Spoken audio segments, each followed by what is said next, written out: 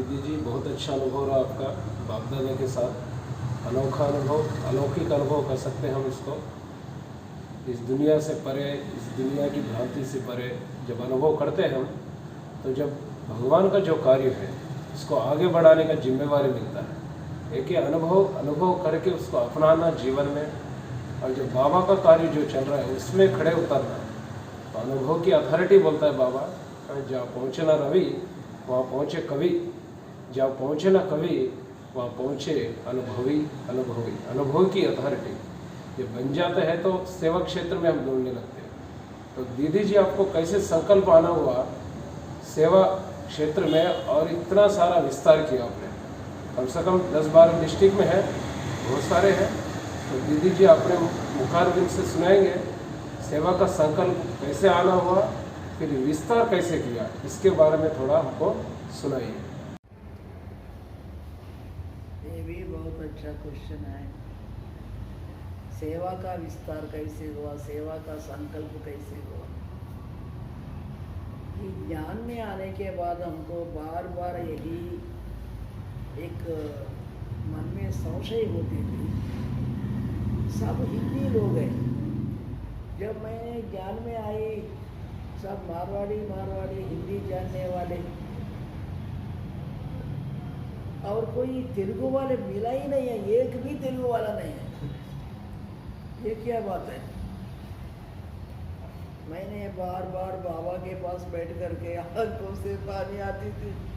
बाबा, ये आंध्र के लोगों ने क्या अपराध किया, क्या दोष किया? तुमने इन लोगों से क्यों नहीं मिला है? इन लोगों को क्यों नहीं परिचय मिला है? तो मैंने महेंद्र भाई से भी बोल दी थी, और कुलदीप विद्यामय जी से, उन लोगों ने उस समय वही बड़े थे। तो उन लोगों ने बोलते थे आपको भाषा जानते नहीं है, इसलिए हम गए नहीं हैं। तो भाषा नहीं जाए तो हमने कैसे जाएंगे, ऐसा बोलते थे। तो फिर आप बोलो, ऐसा उन लोगों ने हमको प्रेरणा देते थे। लेकिन मैं बोलूँ कैसे? तो लेकिन मैंने रातों रात ये क्या होता था, ये आंध्र प्रदेश का मैप होता था। मैप लेकर के, मैप में आंध्र प्रदेश होता था ना उस समय। ये देश का विभाजन नहीं है, ये आंध्र तेलंगाना अभी हुआ है, तो उस समय नहीं है। ये आंध्र प्रदेश में कहाँ कहाँ कौन सा डिस्ट्रिक्ट एरिया का क्या करने का मैंने कहा, मैंने क्या कर सकती। तो उसी दिनों में इन लोगों ने 2 बार बहुत बड़ा मेला भी किया, काचीगुड़ा मेला। दूसरा और एक उस समय हमारी गुलजार दादी भी आए थे। तो 2 बार बड़े बड़े महाराज भी आने लगे। उन लोगों को देखने से भी हमको बहुत कुछ है, वो देखने का, उन लोगों से सुनने का, उन लोगों के पास बैठने का, उन लोगों को बहुत समीप, उन लोगों के कमरे में जा कर के, उन लोगों के पलंग के नीचे भी बैठ कर के दृष्टि ले कर के प्रसाद लेने का और समीप आने का ये अनोखा सौभाग्य भी हमको मिला था। क्या जीवन में क्या है, इसी आनंद से क्या समान होता है, ऐसा हमको मालूम होती थी। फिर बाद में हमने ये तेलुगु सर्विस के लिए मुझको ही कुछ करना होगा। उसी दिनों में इन लोगों ने वारंगल उन लोगों ने उसी समय में खोले थे। वारंगल में भी यही प्रॉब्लम है। वहाँ सब इन लोगों ने मारवाड़ियों को पकड़ लिया है, लावोटी भाई बोल करके। ऐसे उस समय भी ज़्यादा तेलुगु बोलने वाला कोई नहीं। तो हमको इन लोगों ने, तो तुम भी जाओ, जा कर के वहाँ कुछ क्लासेस कराओ। तो वारंगल में भी मैंने 3-4 महीना रह करके वहाँ भी सेवा किया। तो ऐसे तेलुगु सर्विस करते थे। फिर बाद में दूसरे जगह बहुत है, वहाँ क्या करने का। तो उसका वहाँ एक संगारेड्डी, सदाशिवपेटा, वनपर्ती, ये सब बहुत है उस एरिया पर। वहाँ भी हमने जा कर के एक 4 ग्रुप बनाया। 2 भाई और 2 बहने और मैं एक, 3 बहने 2 भाई। तो हम निकल पड़े महबूबाबाद, महबूब नगर, ऐसे उस साइड भी बहुत जगह जा करके सेवा किया। वहाँ क्या सेवा है, कहाँ भी जाओ। हमने टेम्पल पर प्रदर्शनी लगाते थे और कहाँ ना कहाँ सत्रशाला मिलती है, तो धर्मशाला होती है ना, वहाँ जाते थे, वहाँ रहते थे। और रात में सोने का समय तक हमने प्रदर्शनी बोलते थे। एक बार हमको सोने का भी नहीं मिलता था, तो वहीं वो गोद चादर चारों ओर ऐसा खींच करके उसको गांठ बांध करके वहीं अंदर सोते थे। ऐसे ऐसे हमने प्रदर्शनी भी करते थे, टेम्पल्स पर भी प्रदर्शनी करते थे। ऐसे ऐसे सेवा का विस्तार वहाँ उस साइड हो गया, तेलंगाना का साइड। फिर बाद में ऐसे सेवा का विस्तार होने लगी। मैंने उस समय गोदावरी पुष्कर भी हुआ था राजमंड्री में। मैंने बोली भाई जी हमने राजमंड्री जाएंगे, बहुत लोग होते हैं ना वहाँ, ये गोदावरी पुष्करों में हम सेवा करेंगे। तो दादियों ने वहाँ के प्रीतम भाई जी ने और भाई साहब ने यही बोल रहा था, भाई जी हम तो गाड़ी घिसा हुआ गाड़ी है, तो पुराना गाड़ी है, ये पुरानी गाड़ी से हमने कहाँ तक वहाँ तक हमने कैसे जाएंगे। ये पुरानी गाड़ी हमको ऐसे ही चलाने दो, हम वहाँ तक नहीं जा सकेंगे। ऐसे वो लोगों ने बोलते थे, इन लोगों ने अगर नहीं चल सकते हैं तो मैं क्यों नहीं जा सकती। लेकिन मेरे अंदर कुछ नहीं है, कुछ सेंटर नहीं, कुछ भाई नहीं, जो भी बोलने का है उन्हीं लोगों ने बोलने का है।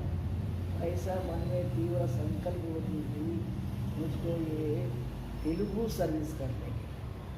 ये तेलुगु सर्विस के लिए ही हमने ड्रामा प्लान अनुसार, बहुत क्लिष्ट समय भी हो गया, तो ये तेलुगु का बहुत फोर्स भी आ गया। तो भाई हमने वहाँ जा कर के सेवा करना, यहाँ जा कर के सेवा करना, यही शब्द मैंने सुनाए, मुझको सुनाई देते थे इन लोगों में। और कौन आएगा, कौन करेगा, तेलुगु तेलुगु तेलुगु बोलते हमेशा ये भाई, ऐसा बोल करके हमको थोड़ा बोलते थे। फिर भी हमने मन में नहीं रख करके भाई आप आइए, करेंगे, तो लेकिन उन लोगों ने नहीं आते थे। उन्हीं संघर्षणों में हमने ये सिकंदराबाद सेंटर भी खोलना हुआ था। वहाँ सिकंदराबाद सेंटर खुला हुआ, तो वहाँ से हमने वहाँ भी कुछ परीक्षाएँ आई, बहुत कुछ परीक्षाएँ आई। तो परीक्षा बाबा ने एक ही शब्द बोलता है, जितना परीक्षा आते हैं उतना आगे बढ़ने के लिए। सिकंदराबाद में कौन सा सेंटर शुरू में? वही मोंडा मार्केट अभी जो वहाँ है वही है ना अभी। हाँ, पहले हम ही करते थे वहाँ। तो पहले वो मोंडा मार्केट में ऊपर एक रूम था, वहीं ले करके वहाँ सेवा करते थे। इसे धीरे धीरे वहाँ का सेंटर वृद्धि होने के बाद ये तेलुगु सर्विस के लिए भी फिर बहुत चिंतन लगने लगा। विशाखापट्टनम वहाँ एक नायक भाई बोल करके एक नेवी भाई था, उन्होंने विशाखापट्टनम को भी बुलाया। विशाखापट्टनम में भी हमने जा कर के 3-4 महीना रह करके वहाँ भी सेवा किए थे। वहाँ भी बहुत अच्छा क्लासेस चली, वहाँ गाजवा का वो सब, वहाँ के बहनें बहुत निकले थे। वहाँ के लोग अभी भी हैं, वहाँ के बहनें भी बहुत अच्छा, बहुत विस्तार किया। ये अन्नपूर्णा बहन, वहाँ की नारायण भाई, ये सब उस समय निकले हुए लोग, शिवप्पा भाई और ये बहनें सब उस समय निकले हुए। तो वो भी बहुत अच्छा ऐसे बाबा ने विस्तार किया। दीदी जी, यहाँ मिरालगुड़ा में आने का कारण क्या बना?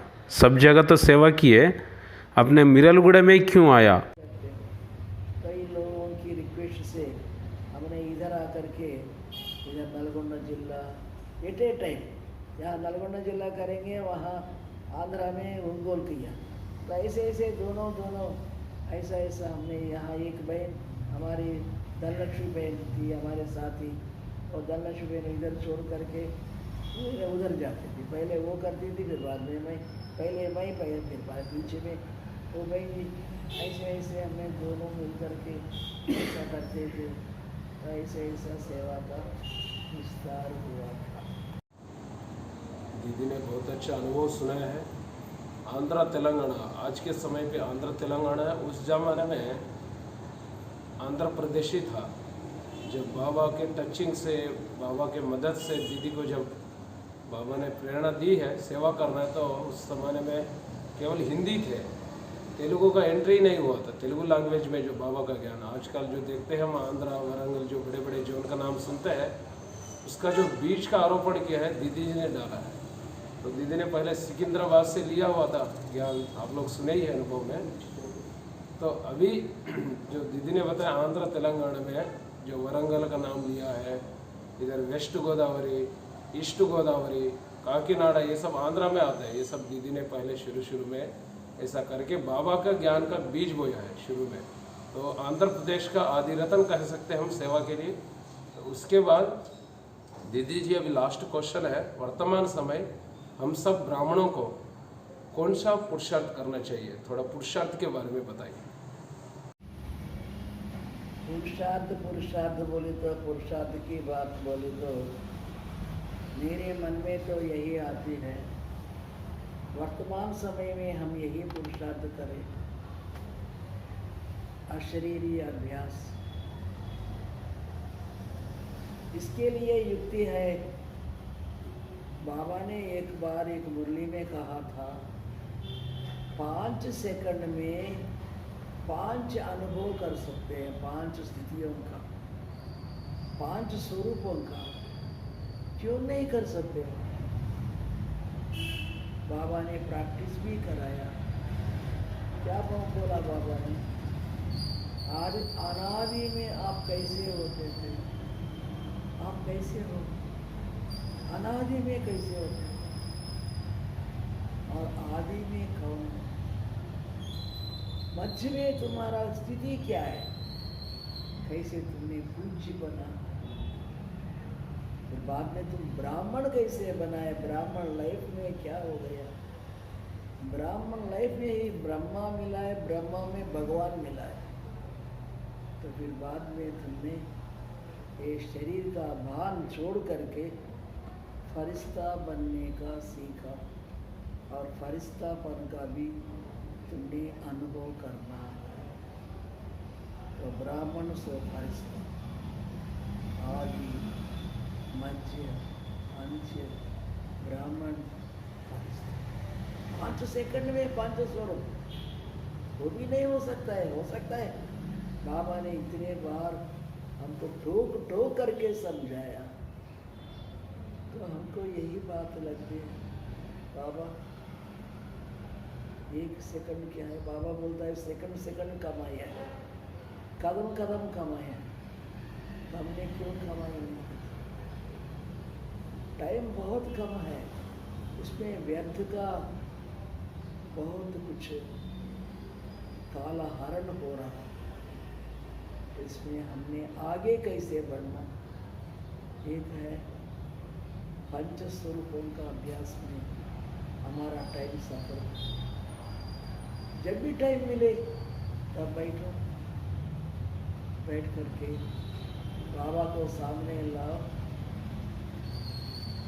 अनादि में मैं कैसा, बाबा के साथ का, बीज रूप का, अव्यक्त का, बहुत कुछ अलौकिकता का, वो दुनिया का आनंद लेना। फिर दूसरा हमको ये लगती है, कर्म योगी, कर्म करते हुए अनासक्त। हमने दिनचर्या में परमात्मा को ले सकते हैं, तो पानी पियो, पीते रहो, लेकिन बाबा ने मुझको पानी पिला रहे, कितना अच्छा लगता है। हमने सो रहे, बाबा ने हमारे साथ सो रहे।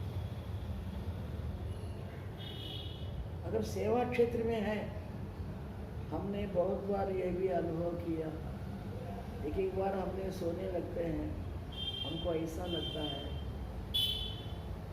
बच्ची तुम्हारा सेवा हो गई है, इतना आराम से सो रहे। इसे आवाज बार बार मुझको सुनाई जैसा लगती। इसीलिए हमने यही प्रैक्टिस करना, ये अच्छा लगता है, करे तो अच्छा है, बहुत अनुभव भी बढ़ता है। हर एक काम करते हुए बाबा को साथ रखने का, बाबा को हमारे पीछे पीछे देखने का, बाबा को हमारे आगे आगे देखने का। और एक पुरुषार्थ हम करना है, कहाँ भी जाओ बाबा को बोले बिना नहीं जाओ।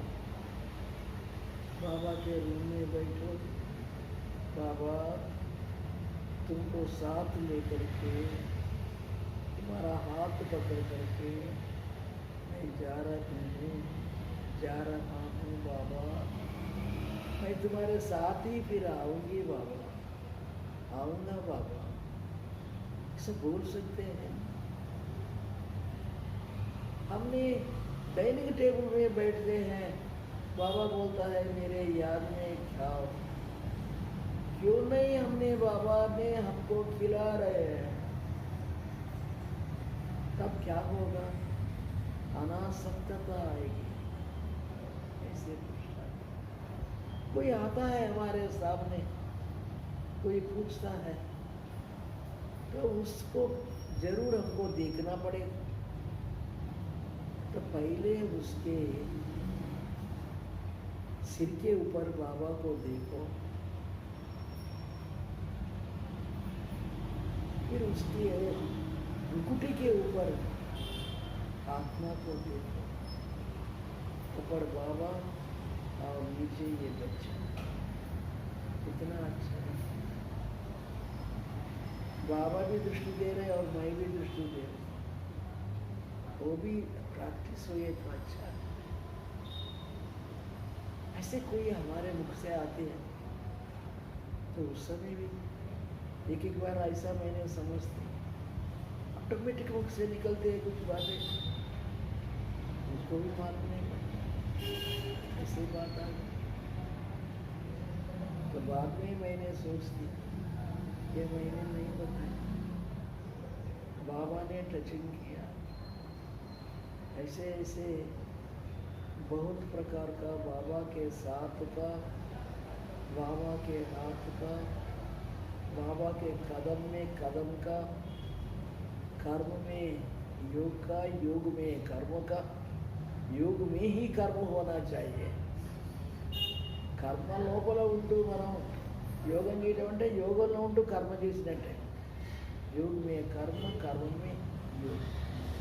ऐसे जीवन जीने का एक स्टेप हम डालने से अच्छा है। तो दोनों कंबाइंड स्वरूप, बाबा ये भी पुरुषार्थ बताया हमको, कंबाइंड स्वरूप से सेवा करो। हमने दादियों से सुने थे पहले उन दिनों में, हमने हमारी भाग्य है, सब दादियों को मैंने देखी, जो भी दादियाँ, हाँ मैंने मम्मा को नहीं देखी, बाबा को नहीं देखा, ये साकार शरीर में। एक बार हमारे मनोहिनी दीदी ने क्या बताई, तो बाबा को देखे हैं, तो जो देख लिया वो हाथ उठा, बोले तो बहुत कम लोग उठाए। तो तब उस समय दीदी ने बताया सब फेल हो गए। कैसे दीदी? अगर बाबा ही आपको अनुभव नहीं है, बाबा के बच्चे कैसे बने? हमने बाबा को साकार रूप में देखा, आप लाइट रूप में देखे। ये शब्द मैंने आज तक नहीं बोला। बाबा को हमने देखे हैं, लेकिन लाइट रूप में। बाबा मुझको देखा था, उसको लाइट रूप में देखा।